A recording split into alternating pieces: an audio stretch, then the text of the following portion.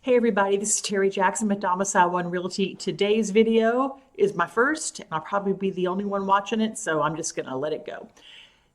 The topic I want to cover real briefly is divorce. Unfortunately, it's a reality in our world, but there are some things you can do to make sure that the property you get as part of your divorce settlement doesn't cause you headaches later down the road when you try to sell it. Coming up.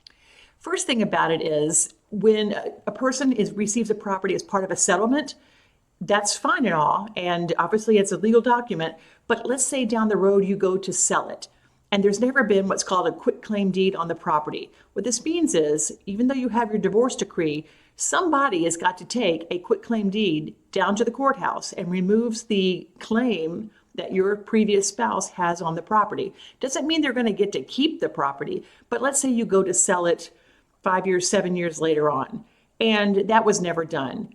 When you go to your closing or prior to your closing, the title company is going to see that that spouse still, their name is still titled on the property.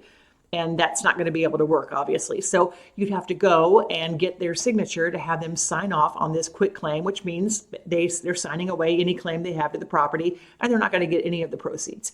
Now, this might be okay if you have a decent relationship or whatever, but in a lot of cases, it might be a real pain having to switch over and go find the spouse, get their signature on this. And furthermore, if that spouse has remarried, their new spouse has to sign off on that as well. Now, this is an example I had in the state of Missouri, and no names, but they had to find the spouse, they had to get sign off on it, and because it was Missouri and that marital establishment that they had, she had what he had, which was a claim on another property. She had to sign. And guess what? She didn't know that he had ever been married before. Talk about an awkward scenario. So a lot of these things can be taken care of at the beginning, but you've got a lot coming at you when you are in a divorce scenario. So ask your attorney, just put this in your head, or a friend or whoever.